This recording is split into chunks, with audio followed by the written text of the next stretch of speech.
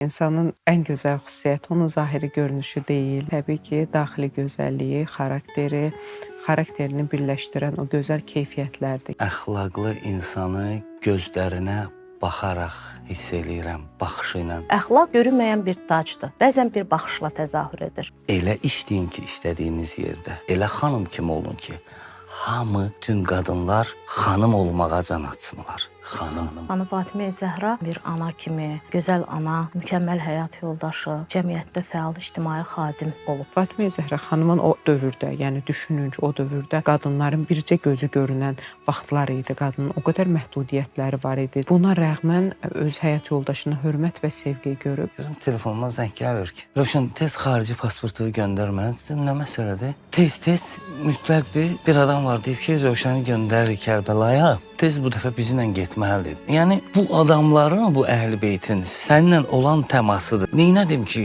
bir də sadəcə istəyim vardı getmək. Bir elədi, ona min gəldi. İnsan da həmişə bir şeyi, bəzən biz kimdənsə nəsə istəyəndə, umanda və ya nədənsə küsəndə birinci sualı özümüz verməliyik ki, bəs sən nə vermirsən? Fatimə Zəhrada olan xüsusiyyətlər ümumiyyətlə Azərbaycana aid deyil bu. Bütün dünya xanımlarına aiddir ki, onda olan xüsusiyyətlər indiki zamanda da olmalıdır xanımlarımızda və bu gələcəkdə də olmalıdır.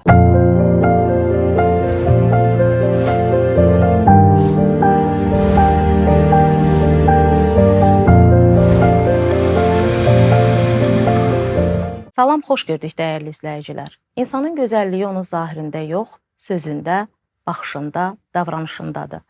Əxlaq görünməyən bir tacdır. Bəzən bir baxışla təzahür edir. Bugün biz nümunələrdən danışırıq. Əməli ilə insanlığı, ədaləti daşıyan, göstərən nümunələrdən. Ən gözəl nümunənin qonaqları Narınc Psixologiya Mərkəzinin rəhbəri, uzman klinik psixoloq Narınc Rüstəmova, aktyor, rejissor Rövşən Ağayevdir. Xoş gəlmisiniz. Xoş gördük. Xeyirli uğurlu olsun. Çox gözəl bir layihədir. Düşünürəm ki, çox verimli, faydalı olacaq. Və çox sağ olun gözəl dəvətiniz üçün minnətdaram. Mən də bu layihədə gördüyünüz üçün çox xoş oldu. Təşəkkür edirəm. İlk olaraq bir sualla müraciət eləmək istəyirəm. İlk başlayanda əxlaq görünməyən bir tacdır dedim. Ümumiyyətlə, nümunəvi insan olmaq üçün göstəricilərdən biri də əxlaqdır. Necə düşünürsünüz? Hər ikinizə də bu sualla müraciət etmək istəyərdim. Əxlaq deyəndə ilk ağla nə gəlməlidir? Təbii ki, insanın ən gözəl xüsusiyyəti onun zahiri görünüşü deyil. Nə burnu, nə dodağı, nə gözləri, nə əlləri. İnsanın təbii ki, daxili gözəlliyi, xarakterini birləşdirən o gözəl keyfiyyətlərdir ki, insanın gözümüzə gözəl görünür. Hətta bəzən biz bir insanı görürük, cütlüyü görürük. Xaricən qiymətləndirəndə deyirsən ki, bu qız necə dünya gözəlidir və ya bu oğlan necə yaraşıqlı bir oğlandır. Amma yanındakı partnyoru və ya əks bir cinsi biraz ondan fərqli görünə bilir. Amma görürsən onlar bir-birinə necə məhəbbətlə, necə sevgi ilə baxırlar. Çünki könül gözləri ilə görürlər. Düşünürəm insan təkcə münasibətlərdə, sevgidə, yox, dostluqda da, elə ana üçün öz övladı da belə. Yəni hər birimiz könül gözümüzlə dünyaya baxmamız lazımdır. Təbii ki, insanın əxlaqi keyfiyyətləri qarşı tərəf üçün, insanlar üçün çox dəyərlidir və insanın üzüyünün qaşıdır deyə düşünürəm. Və hər bir insanın öz əxlaq çərçivəsi də fərqlidir, yanaşması da fərqlidir və nə olur olsun, insan situasiyada tanınır. İnsan çox şey danışa bilər, deyə bilər. Sözlər cəmi bizim ötürmək istədiyimiz məlumatın cəmi 7%-ni təşkil edir. Yəni düşünün ki, bu qədər informasiya insanın 56% bədən dilidir. Yəni insanın sözlə çox şey deyə bilərsin, amma o insanın bir oturuşu, bayaq dediyiniz bir baxışı, bir səsindəki o səs tembri, münasibəti onun içi haqqında bizə məlumat verir, nəinki sözləri. Ona görə biz psixoloqlar ilk növbədə bir insan bizim yanımıza gəlir, biz onu sözlə müalicə edirik. Amma insan danışanda heç vaxt onun dediyi sözlərə yox, o sözləri ifadə edərkən səsinin tembrinə, oturuşuna, duruşuna, jestlərinə, mimiklərinə, hərəkətinə fikir veririk və o içindəki bəzən sözlər hətta bizim bəzən pasientlərimiz də olur, deyir ki, mən psixoloqu aldadacağam, mən bunu deməyəcəm və ya başqa cür deyəcəm, amma artıq biz onun hərəkətlərindən belə bilirik ki, o səmimidir dediklərindən, doğru mu deyir, yoxsa qarşı tərəfin eşitmək istədiyi sözü mü demək istəyir. Onun üçün də əxlaq heç vaxt sözdə və ya sözlə ifadədə deyil, insanın hərəkətlərində, davranışlarındadır. Onun üçün də könül gözü ilə görmək, hiss etmək ən gözəlidir ki, biz o zaman daha doğru qərar veririk. Yəni, ağılla ürəyin hər zaman birlikdə vəhdəti olması lazımdır ki, biz insanları doğru qiymətləndirə bilək. Rövşən bəy, siz necə düşünürsünüz? Biraz mənim sferama yaxındır deyə verəcəyim cavab və çox tam əxlaq haqqında elmim olmasa da məlumatım var ki, mən əxlaqlı insanı gözlərinə baxaraq hiss eləyirəm, baxışı ilə. Xanım ki, buyurdu, danışıqla, bəlli, hərəkəti ilə bəlli eləmək olur bu necə insan olduğunu, qarşındakı insanın əxlaqlı və yaxud əxlaqının biraz aşağı olmasını. Mən isə işim ki, gözlə, sima ilə oynamaqdır. Ona görə ilk dəfə gözlərinə baxanda danışmasa belə 80% bunu hiss eləyirəm. O şablon söz olsa da deyəcəm ki, o qəlbin aynası məsələsi, gözdən hər şey oxunur. Sonra danışmağa başlayanda bəlli eləyirsən ki, elə düşündüyüm düz imiş, gözlərindən oxunduğu elə qəlbindən gəlir. Yəni bir baxışla da təzahür edir. Bəli. Təşəkkür edirəm, çox sağ olun. Nariş xanım, bax, həyatda ciddi streslər, problemlər yaşayan xanımlar var. Yəni bu qədər sıxıntının içində necə düşünürsünüz? Onlar aramlığı necə tapmalıdırlar? Yəni cəmiyyətimizdə bugün problem yaşayan kifayət qədər deyərdim ki, xanımlar. Streslə baş etmək yolları fərqlidir hər bir insanın. Yəni, biz stressiz bir həyat yoxdur. Bugün biz, bugün bura gəlirsən, yolda bir tıxac səni stresə sala bilər. Səhər oyanırsan, hər hansı bir xəbər, hər hansı bir... Yəni, bugün bizim həyatımızın bütün sahələrində stres faktoru vardır. Və stressdən özümüzü necə qoruya bilərik? Bundan qaça bilmərik birinci olaraq. Bəzən belə bir inanclar var, deyir, sənə stres verən insanlardan uzaq gəl, stres olan mühitdən uzaq dur, özünü stresdən qoru. Əksinə, stresdən qaçmaq, gərginlikdən qaçmaq bizim stresə qarşı davamlılığımızı davamlılıq yaratmır, yəni zəiflədir. Əksinə, bugün uğurlu insanların keçmiş həyatına baxsaz, heç biri yağ-bal içərisində stres görmədən o gəlib o nöqtəyə çatmayıblar. Hamısı ən çətin, ən dibdə, ən çətinlik nöqtədən qalxıb bu nöqtələrə gələr, yəni yuxarı zirvələrə qalxan insanlardır. Niyə? Çünki insan stresi görəndə daha da möhkəmlənir, stresdən çıxış yollarını axtarır, tapır, məcburiyyət kəşf elətdirir. Onun üçün də xüsusən də xanımlarda biz bəzən elə bilirlər kişilər daha güclüdür, amma qadın orqanizmi, qadın fiziologiyası kişilərdən 4 dəfə daha güclüdür. Çünki qadınlar dünyaya övlad gətirmək kimi ən ümdə, heç indiyə qədər alimlər bunu tapa bilmirlər. Yəni, süni bir insan yarada bilməzlər. Çünki Allahın verdiyi bir qanun, bir yaratdığı bir ahəng var ki, qadınlara bu güc verilib. Və doğum ağrısı ağrılar içərisində ikinci yerdədir. Birinci yerdə diri-diri yanmaqdır. İkinci yerdə doğum ağrısıdır.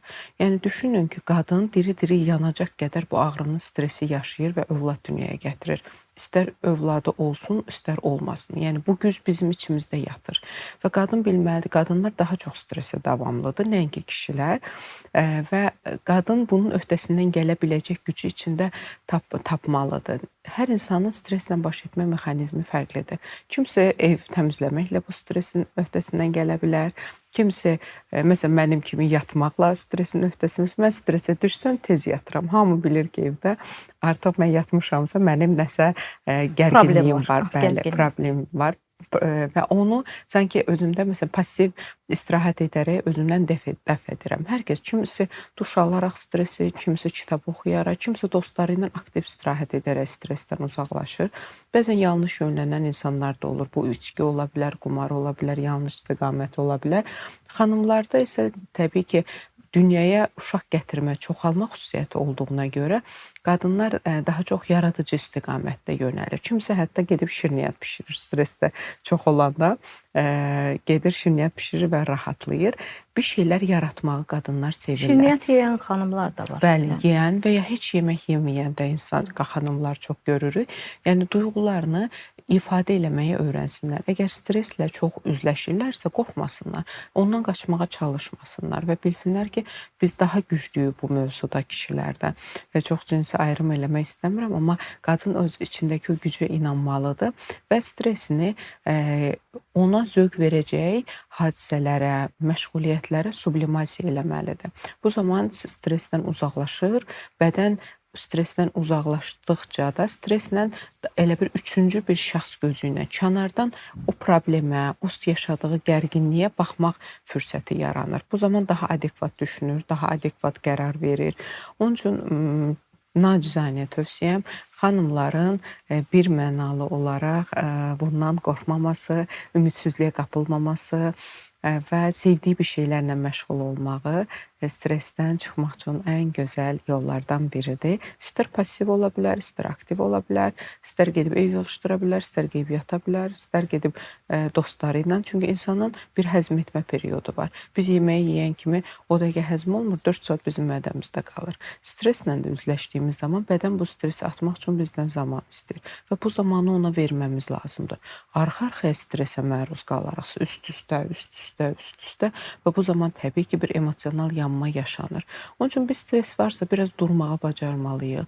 Biraz tək qalıb da, yəni tək deyərkən, yəni yalnız qalıb da biraz bu barədə düşünmək, bu stresi həzm edib sonra yola davam etmək lazımdır. Düşünün bir uzaq yola gedirsiniz səfərə, istirahətsiz axıra qədər gedirsiniz bu yolu. Təbii ki, siz birdən-birə çökəcəksiniz. Onun üçün də hissə stresə davamlılığımızı artırın. Əmin olun ki, o yaşadığınız stresslər sizi gücləndirəcək və buna bənzər stress faktorunda qadın artıq onun gərginliyini yaşamayacaq, onu travma kimi qəbul eləməyəcək. Çünki öncədən yaşayıb və həzm edib axı, artıq immunitet formalaşıb onda. O immunitetin formalaşması üçün bəzən insanlar var, qrip olur və xəstə gəzir, ayaq üstə keçirir xəstəliyi. Bu daha pisdir. Bəlkə də o bir gün girib yatağa yatsa, özünü müalicə eləsə, isti bir çay içsə, zoğalı çay, bədən həmin o virusa qarşı immunitet formalaşsa o tutmayacaq. Nəinki davamlı özünü əziyyətə salır və üst-üstə fiziksel anlamda özünü yorur, psixi olaraq özünü yorur. Onun üçün stresslə məruz qalırsa qaçmaq deyil, biraz istirahət eləmək, biraz durmaq və bunu həzm etdikdən sonra yenidən. Çünki həyat stressdir bugün. Ailədə də var bu stres, işə gedirsən, işdə də bunu yaşayırsan. Hər kəsdə, heç kimdə, balaca uşaqlarda belə stres faktoru var. Məktəbin özü uşaqlar üçün stressdir. Sadə bir misal. Yəni 10 yaşında bir uşaq valideyndir nədir? Sənin üçün 2 metr suda boğulan da ölür, 4 metr suda boğulan da ölür. Dərinlik çox olması daha çox tez ölməyin mənasına gəlmir. Yəni boyunu aşan su səni öldürəcək. Bu uşaq üçün də keçərlidir, qadın üçün də, kişi üçün də. Onun üçün sadəcə qadınlar biraz daha stressə davamlıdırlar, biraz daha tez vəziyyətdən çıxa bilirlər. O da təbii ki, fiziolojik anlamda Allahın verdiyi bir vergidir mi deyim, bir mükafat mı deyim qadınlar üçün. Qadınların gücündən danışdınız. Bax, maraqlıdır. Biz tariximizə nəzər yetirəndə, tariximizdə nümunəvi şəxsiyyətlər var. Məsələn, qadınlardan danışarkən Peyğəmbərin qızı xanım Fatiməyə Zəhranı bir nümunə kimi göstərmək olar və xanım Fatiməyə Zəhra bir ana kimi, gözəl ana, mükəmməl həyat yoldaşı, cəmiyyətdə fəal ictimai xadim olub. Sizcə bir qadın olaraq bütün bu məsuliyyətin öhdəsindən necə gələ bilib və o tarazlığı necə qoruya bilib xanım Zəhra? Məncə sevdiyi insanın ona verdiyi gücdən qoruya bilib. Çünki bizim elə bir sistem yaradılıb ki, təkliyi Allaha məxsusdur. Yəni hər bir insanın bir yarı vardır və insan o yarını tapanda əks tərəfdə, yəni neçə dost olsun, ən yaxşı dostun olsun, övladın belə onun yerini tuta bilməz. Yəni əks cinsin məhəbbətinin, o xoş sözünün, bir başını sığalının, bir sənə verdiyi motivasiya gücü heç nə əvəz edə bilməz. O xanımın əgər güclü bir xanım görürsünüzsə, eyni ilə güclü bir kişi görürsə, bilin ki, onun əks partnyoru, yəni istər həyat yoldaşı kişi olsun, qadın olsun, ona bu gücü verir, o arxayınçılığı, o güvəni yaşadır. Və əminəm ki, o istər indiki dövrümüzdə də çox zəhmətkeş qadınlar var. Hansı qadınlardır ki, evə çox yorğun işdən gəlsə belə, yemək üçün həyat yoldaşı o dalaşmırsa və ya paltarı ütsüzdür deyən problem yaşamırsa, ona yardımcı olursa, həyatın şərikli olduğunu başa düşə bilirlərsə, xanımının uğruna uğur qatır, onunla fəxr edir, ona motivasiya verirsə, məsələn, elə xanımlar var, yazıq əziyyətlə çalışırlar, evə gəlirlər, həyat yoldaşı da onu yükləyir ki, sən yaxşı ana deyilsən, övladınla lazımı zaman keçirə bilmirsən. Təbii ki, bu qadın üçün nə qədər gərginlikdir, nə qədər özünü əksik hiss edir və qadını aşağıya doğru çəkir. Amma bir də var ona güc versə, nə gözəl, sən bugün bunları bacarmısan, bunu eləmirsən, bu işi görmüsən, bu işi aşırmısan. Qadın nə qədər ruhlanacaq. Eyni ilə də əksinə bir kişi yorğun işdən gəlir, xanımı onu birinci olaraq deyirsə ki, hə, sən bizimlə zaman keçirmirsən, bu uşaqlarla bunu belə etmirsən, o yaxşı olmaq əvəzinə daha da pis münasibətlər kəskinləşəcək. İnsana güc verən onun ətrafında, xüsusən də əks cins olaraq həyat yoldaşının, sevdiyi insanın ona verdiyi gücdür və bu gücü, yəni hər kəsin qarşısına o elə bir həyat yoldaşı arzulayım, elə bir insan, sevdiyi insanı onun qarşısına çıxartmasını arzulayım ki, ona həmişə güc versin, gücünə güc qatsın. Güclü bir insan görürsünüzsə və o insan təkdirsə, bilin ki, onun sevdiyi insan olsa həyatında, həyat yoldaşı olsa yanında, o indikindən də daha güclü olacaq. İnsana güc verən onun o yarının doğru insanın onun qarşısına çıxması və onu onun uğrunu, onun gücünü öz gücü kimi görməsi və iki gücün birləşməsi. Yəni güclü xanımların arxasında həmişə bir güclü bir kişi olmalıdır. Bu həyat yoldaşı olar, sevdiyi insan olar, kimsə vardır. İstər bizim bildiyimiz və ya bilmədiyimiz, amma bir kişi gücü vardır. Hər bir kişinin də arxasında bir qadın gücü vardır. İstər xanım olsun, istər qeyrisi olsun, mütləq ki bir əks cinsin tərəfindən sevilmə və güc alma ehtiyacı duyuruq biz varlıqlar. Onun üçün Allah hər kəsin bir-birini yarın tapmağı nəsib eləsin inşallah. Və bu dediyiniz cütlüklərlə bağlı mən deyərdim ki, tarixdə elə ən gözəl nümunə məhz xanım Fatimə Zəhra ilə İmam Əleyhissalamın, yəni onlar o cütlüyü misal göstərmək olar. Rövşən bəy, xanım Zəhradan danışdıq biz. Fatimə obrazı bugünün qadınında sizcə hansı ali mənəvi dəyərləri oyada bilər? Biz tarix deyirik, yəni sizdə, bizdə, amma o xanım elə bir xanımdır ki, mən onu tarixdə belə bir xanım olub kimi deyə bilmirəm. Çünki, niyə deyə bilmirəm? O xanım haqqında mən məlumatlar toplayanda, oxuyanda görürəm ki, onda olan bütün xüsusiyyətlər indiki zamanda da vacibdir. Olması vacibdir. Olsaydı yaxşı olardı, yox. Fatimə Zəhrada olan xüsusiyyətlər ümumiyyətlə Azərbaycana aid deyil bu. Bütün dünya xanımlarına aiddir ki, onda olan xüsusiyyətlər indiki zamanda da olmalıdır xanımlarımızda. Və bu gələcəkdə də olmalıdır. Yəni, bir oxuduqlarımın birində belə bir şey vardı ki, özünün toy günündə ən yaxşı libasını hansısa fəqir bir xanıma hədiyyə eləyir. Gəlib ona əl açanda ona hədiyyə eləyir. Bu, bir dənə təsəvvür eləyir ki, bizdəki hansısa xanım toyunu eləyir və o günü onun paltarına nəsə bir toydan əvvəl də hazırlaşanda nəsə bir ləkə düşür və yaxud harasısa yanır, harasısa cırılır, nə hala qalır? Ki, vay mənim, başqa şey düşünmür də, axı özünü fikirləş, onca ki, vay mənim, mən, mənlə işi bitdi və özünü nə hala saldı, ətrafındakiləri də nə hala saldı, narahatçılıq. Amma Fatimə Zəhra xanımın elədiyi hərəkət, baxırsan ki, yoxsula o anda da əl uzatdı. Özü düşündü ki, nəsə digər bir paltar giyinərəm, amma kimisə sevindirdi qəlbini, kimisə qəlbini sevindirdi. Kimisə xoşbəxt elədi o anında. Bu bir xüsusiyyət. O obraz deyirsiniz də, yəni elə bir obrazdır ki, yəni babası, Peyğəmbərimiz, yəni atası danışanda övladı Həsəni göndərirdi Fatimə, get gör, baba nələr danışır, ondan öyrən. Bu nədir? Övladı elmə yönəltmək. Təbii ki, Peyğəmbərimizdir bunun hər danışığı vacib bir şeydir. Gələcək nəsillərə ötürüləsi, o dövrünün gənclərə ötürüləsi sözləri idi də. Yəni göndərirdi ki, demirdi ki, uşaq da qoy oynasın. Düzdür, övladı demədi. Nüş göndərin bunu babasının yanına ki, get nəsə öyrən. Yox, uşaq yaşından göndərirdi ki, get öyrən.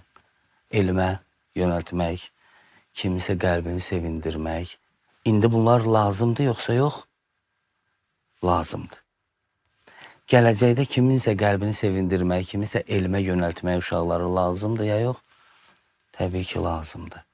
Hələ bu təkcə mənim hələ yadıma düşdüyəcəm deyəcəm, yadıma düşən tərəfləridir ki, deyə bilmirsən ki, əşi o dövrdə idi. İndi kimə lazımdır elm? Deyə bilərik? Yox. Görün, xanımda olan xüsusiyyətə baxın. Övladı elə, kimisə sevindirmək belə, həyat yoldaşı ilə olan münasibəti, və Narınc xanımın da buyurduğu kimi, kim tək alınmır, hamıya bir partnyor deyək, həyat yoldaşı, tərəf müqabili lazımdır. Həmçinin Həzrət Əli ilə olan münasibəti, indi deyə bilmərik ki, əridir də qoy danışsın. Kim istəyər ki, övladına belə tərbiyə versin ki, sən qoy getsin. Olmaz axı. Onun Həzrət Əli ilə münasibəti, bunlar indi də lazımdır da. Bunların da həyatına baxırdıq ki, nə gözəl həyatları olub. Amma indi hamı onu arzulayır ki, kaş mənim də övladım belə olaydı. Yəni, bu yoldaşı ilə olan münasibəti, gözəl münasibət, ər-arvad, ailəyə olan gözəl münasibət, onlardan gəlirmi? Gəlir. Yəni, belə istəyərdim ki, xanım obrazlarımızda, ümumiyyətlə Azərbaycan, ümumiyyətlə dünya qadınlarında o xanımda olan bütün xüsusiyyətlər olsun. Bütün xüsusiyyətlər. Çünki oxuduqca deyirsən ki, ay Allah, bu o dövrün deyil axı. Bütün zamanlar üçün keçərlidir. Bütün zamanlar üçün və bütün dünya üçün lazımdır. Çox lazımdır, vacibdir. Ən vacib xüsusiyyət bugünün xanımı üçün, məhz xanım Zəhranın həyatına nəzər yetirəndə, ən vacib xüsusiyyət bugünün xanımı üçün sizcə hansı xüsusiyyətdir? Ki, bugün biz, məsələn, cəmiyyətdə onun əksiliğini yaşayırıq. Heç olmasa xanım Fatimədə olan əxlaqın 30-40% olsaydı kifayət eləyərdi. O barədə çox əksiliyimiz var hal-hazırda cəmiyyətimizdə. Narınc xanım, siz necə düşünürsünüz? Bugün cəmiyyətimizin xanımlarında, yəni xanım Zəhraya nisbətdə hansı xüsusiyyət çatışmazlığı var? Məsələn, xanım Zəhranın biz dəyərlərindən burada bugün danışırıq. Sizcə bugün xanımlarımızda nə çatmır, nələr çatmır ki, ən azından onun xüsusiyyətlərinə bənzəsin? Xanımlarda indiki dövrdə vurğulasaq, yəni bir xanımın sadəcə zamanın, əsrin verdiyi bir dəyişikliyi vardır. aqreqat halını dəyişir. Amma təməl dəyişmir. Suyu götürün qoyun soyuducuya, buza çevriləcək. Tərkibi dəyişməyəcək ki, çıxardın çölə, biraz qalsın, yenə əriyəcək, yenə suya çevriləcək. Qoyun sobanın üstünə buxarlanacaq və distillə eləsə yenə suya çevrilib, yenə qayıdacaq. O qəhvədanın üstündə qaynayan su damlalar kimi qapaq açanda. Tərkib dəyişmir, aqreqat hal dəyişir. Zaman, əsir o xanımın formasını dəyişə bilər. Təməlində insan özünü itirməməsi lazımdır. Və bəzən bu gender bərabərliyini qadınlar yanlış yöndə sui-istifadə eləyə bilir. Mən fikrində əslində müəllimin onu gördüm ki, yəni onu ifadə eləmək istəyir ki, bəzən bunu sui-istifadə edən hallar yaşanır. Hər çərçivədə insan öz ampulasını unutmayıb, o aqreqat halını dəyişsə də o tərkibi su olaraq saxlaması lazımdır. Sən təbii ki, biz 50 il öncə ilə müqayisə edə bilmərik. O dövr orada buz lazım idi, indi isə suya dönmək lazımdır. Amma özümüzü itirməmək vacibdir. Sonunda unutmamalısan ki, sən qadınsan. Sən qadınsan. Bəli, qadının o zərifliyi, nəcibliyi, xanım xatınlığı, anaclığı, qadının o anac ruhu hər şeyi bir yerə yığır. Ailəni də, işdə olduğu kollektivi də, hər sahədə, müəllimdirsə şagirdlərini, evdədirsə öz övladını, yoldaşını, o analıq duyğusunu, o hisslərini, o toplama. Ana nədir bizi üçün? Ana verən, bəsləyən, qoruyan, xəstələnəndə qayğısına qalan, üstün örtən, ən çox da bəsləməsi ilə ilk övlad, ilk ağlayarkən ana alır onu qucağına, ana da güvəndir. Yəni, ana deyərkən bunu nəzərdə tuturam ki, yəni qadın ilk öncə o analıq duyğusunu, 20 yaşında bir qadında da ana olmasa belə o duyğu vardır. Mütləq qayğısına qalmaq, sevmək, övladla ana sevgisi ən müqəddəsdir mənim üçün bütün sevgilərdən və onun yerini heç vaxt və heç nə verə bilməz və bu məhəbbətin təməlində mən həmişə öz həyat yoldaşıma da deyirəm, mən sevgini, sənə olan sevgimi müqayisə, yəni nə isə anlamlandırsam, övlad ananın məhəbbəti qədər müqəddəs görürəm. Çünki mənim üçün müqəddəs məhəbbət odur ki, ona heç bir nə çata bilməz, yar da çata bilməz. Yarı o qədər sevmək fərqlidir. Düşünürəm ki, qadınlarda da bax o duyğunu itirməməlidirlər ki, o xanımlığı, nəcibliyi həmişə qorumalıdır. O yaxşı bir şirkətdə, böyük bir vəzifədə də çalışa bilər, böyük bir işlər də görə bilər, bir məktəbdə direktor da ola bilər. Amma hər zaman bu həyatın ona verdiyi vəzifələr, formalar, əsrin tələbləri onu qadınlıqdan çıxartmamalıdır.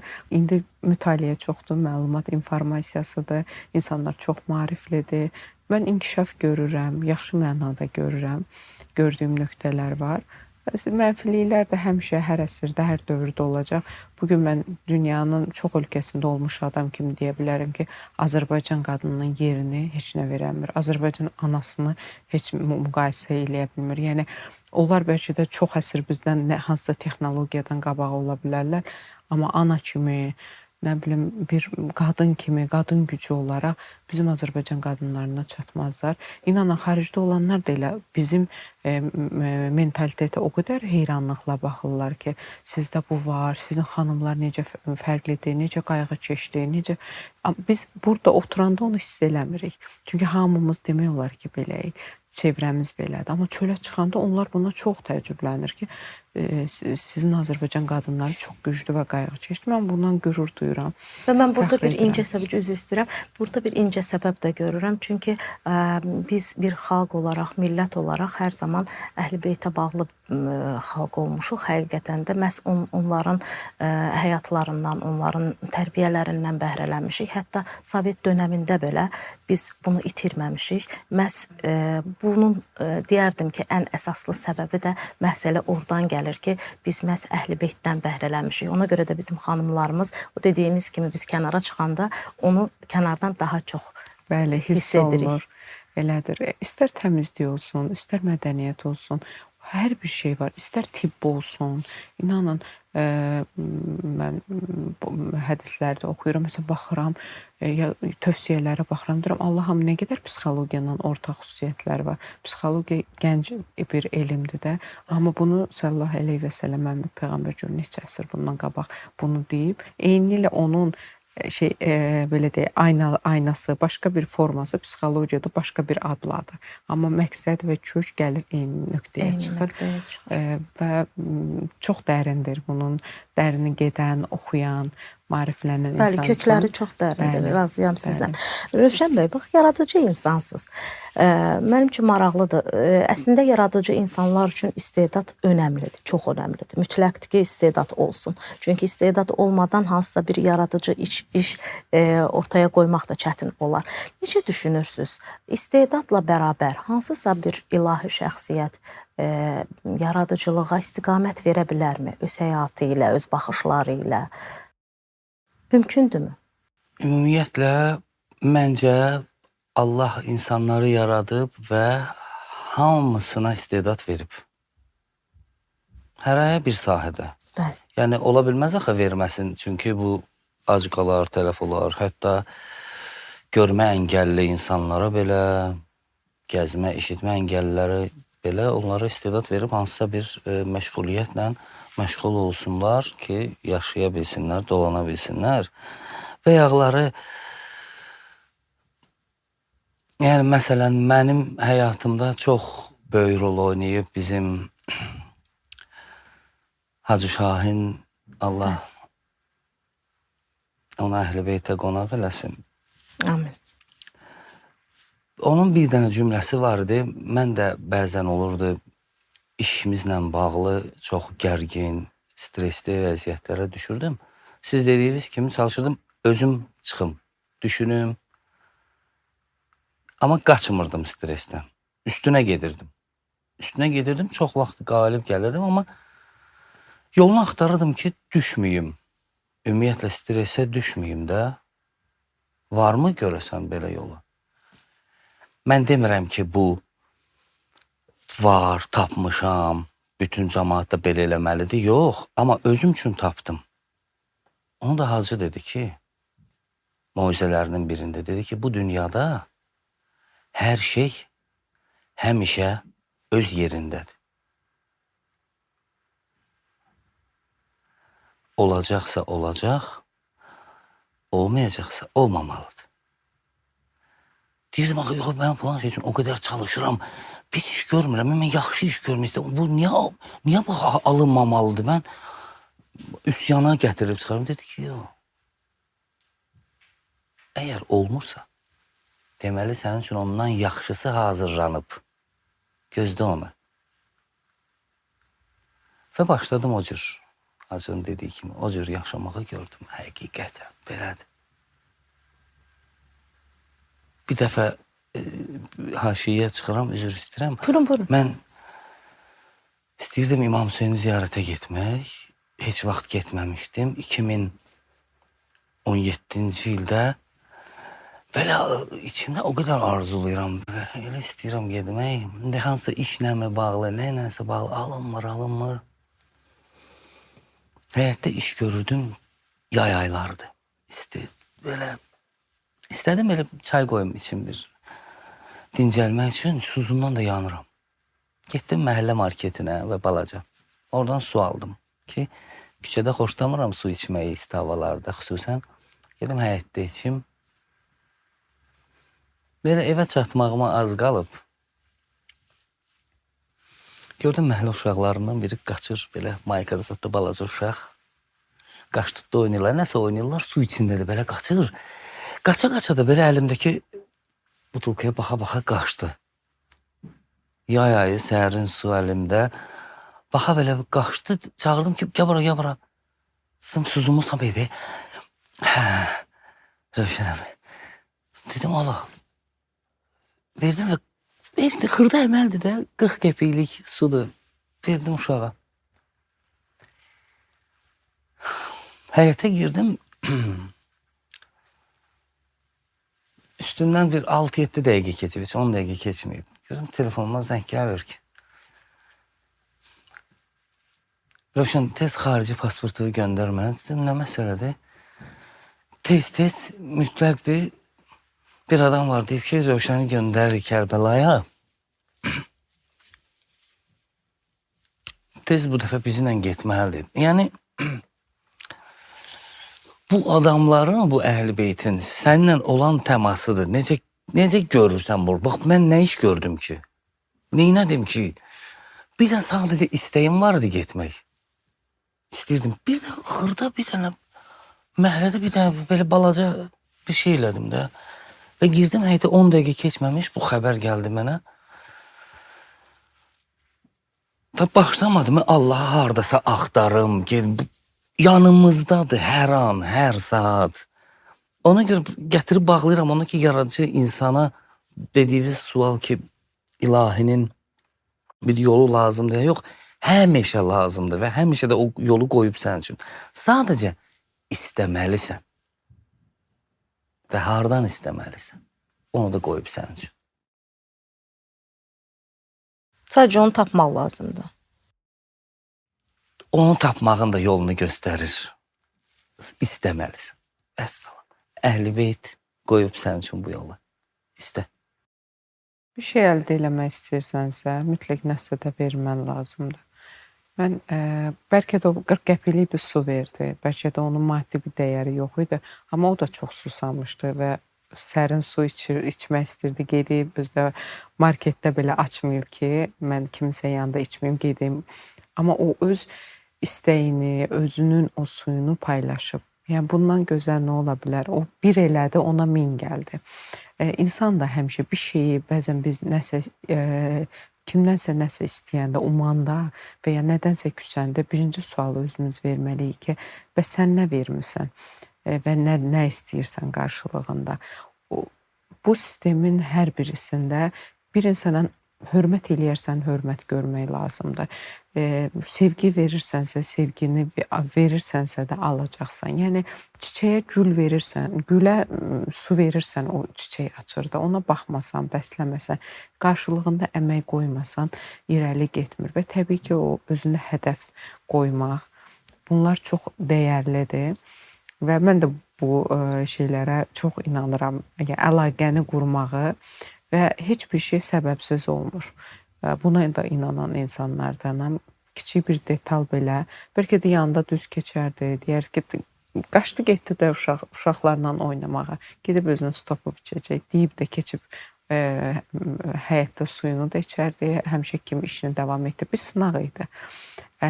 İnsan situasiyada tanınır o bayaq dediyim kimi. Heç nə səbəbsiz deyil. Bəli, bir şeylər baş verdi və o kiçik bir test idi onun üçün, kiçik bir sınav idi onun üçün və bu imtahandan gözəl keçdi və daha böyük bir sevdiyi bir şey həyata keçdi. O səfəri baş tutdu, Allah qəbul etsin. Onun üçün də biz hər kiçik bir fürsətdən böyük fürsətlər doğa bilir. İnsanın həyatı heç gözləmədiyin qapılar açıla bilir. Onun üçün hər fürsəti dəyərləndirmək, hər bir həmişə bunu vurğulayıram. Heç bir şeyi həyatımda cəza kimi görmürəm. Həmişə sınaq kimi görürəm. Bir şey olur, deyirəm Allah çiynimə daşıya bilməyəcəyim yükü qoymur. Mən bu yükü daşıya bilirəm. Yəqin Allah inanıb görür ki, mənim gücümü bilir ki, mən bunun öhdəsindən gələrəm. Yəqin ona görə məni çətin sınağa salır. Və şükürlər olsun ki, bu duyğular mı deyim, bu inanc insana mı, yoxsa cəza, niyə oldu mənim başıma bu gəldi? Niyə Allah niyə eləmişəm görəsən, Allah bu cəzanı verdi? Bəli, cəza kimi üsyan etmək daha da çətinləşdirir vəziyyəti. Amma bir sınaq kimi görəndə, hər gününü son gün kimi yaşayanda, hər günün, hər saatın dəyərini biləndə həyat daha zövqlü olur. Həyat daha, sallallahu əleyhi və səlləm də deyib Məhəmməd Peyğəmbərimiz ki, hər namazını son namazın kimi qıl. Mən də onu psixologiyaya uyğunlaşdırmışam. Deyirəm, hər gününüzü son gününüz kimi yaşa. O zaman hər günün, hər saatın dəqiqəsini biləcəksin. Biz bugün buradayıq, verilişdəyik. Bilmirik bu dəqiqə qapıdan çıxacaq və başımıza nə gələcək. Onun üçün hər səhər oyananda, uşaqları məktəbə yola salanda bəzən düşünürəm ki, bəlkə bu son gün ola bilər. Uşaqlar gəlib məni evdə görməyə bilər. Mən niyə görə onları onları xoş qarşılamalıyam. Onlar üçün bir, nə bilim, çox yorğun olsam da onlara süfrə açmalıyam. Onları gülər üzünə məktəbə yola salmalıyam. Yəni günləri, hər gününü xüsusi yaşayanda, son gün kimi yaşayanda demirəm təşviş, qorxu, narahatlıq, amma qiymətini bilə-bilə, hər dəqiqənin bilə-bilə yaşayanda həyat insana daha gözəl olur və görürsən ki, çox xırda şeylərə görə əsəbləşməyə. Düşünün ki, biri sizə desə ki, bu gün ömrünüzün sonudur, bu axşam siz öləcəksiniz. Necə olacaq? Heç nə sizi əsəbləşdirə bilməz. Bəlkə də milyon borcunuz olduğunu bugün eşitsəniz pis olmayacaqsınız. Deyəcəksən, ömrümə 7-8 saat qalıb, buna görə özümü öldürməyə mi dəyər? İnsan o son gün kimi yaşayanda heç bir çətinlik onu incitmir. Bu da keçəcək, bunu da yaşamalıydım, bayaq siz dediniz, bunu da baş verməli idi. Heç nə səbəbsiz olmur. Və sınaq kimi baxanda həyat çox gözəlləşir insanın gözünə. Daha da tez həll eləyirsən. Hədislərə dayanan həqiqətən fikirlər söylədiniz. Əslində bu psixoloqun fikirləri idi. Mən sizcə bəs yaradıcılıqda necə bu tətbiqlər mümkündürmü etmək? Hər şeyə belə sınaqla yanaşmaq, bu cür baxmaq. Mümkündür, yaradıcılıqda da mümkündür bu tətbiqlər istifadə eləmək. Məsələn də gəlirsən çəkiliş meydançasına, aktyordur. Öyrənib, məsələn, mətnini, nəyi ki oynayacaq o obrazı və dayanır. Nə oldu? Nəsə alınmır məndə. Niyə? Nə bilim, deyirəm, məşq eləmişik, bu olub da. Deyir ki, nəsə, elə bir unutdum, belə tormuzlanma getdi. Bayaq dediyimiz kimi ki, sonuncu gün kimi yaşamaq. Deyirəm, nəyə narahatsan? Dayanmayıb ki, itməyib ki, tam. Məşq yadındadır. Deyirəm, bundan da çətin olacaq sənin üçün. Belə şeylərlə biz biraz aktyorları alladma məsələlərimiz var. Deyirəm, qabaqda bundan çətin olacaq. Hələ bu nədir ki? Bu çox xırda bir şeydir ya. Bilirsən, bunu elədiyin şeydir. Qorxur gələcəkdəki çətinlikdən indiki bu yolundan yadına sallasan ki, rahatlaşdı, tamam, hazırım, oynayayım. Mütləqdir. Biz o dövrün, əslində o dövr saymıram da, yenə də deyirəm ki, o dövr kimi deyil. Bu tətbiqlər keçmişdə idi, indi lazım deyil məsələsi yoxdur. Bütün nə ki biz keçmiş saydığımız gözəlliklər var, o gözəlliklər həmişə lazımdır.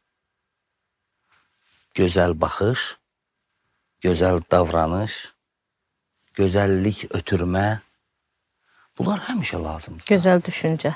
Düşünmə. Nə vaxt lazım? Mənə lazım, mən həmişə belə olum. Ol.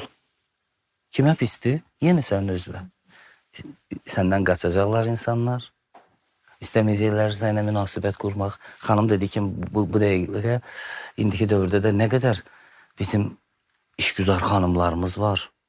Rəhbər vəzifələrdə də çalışanlar və istəyərdim xanımlara arzu eləyim bunu ki,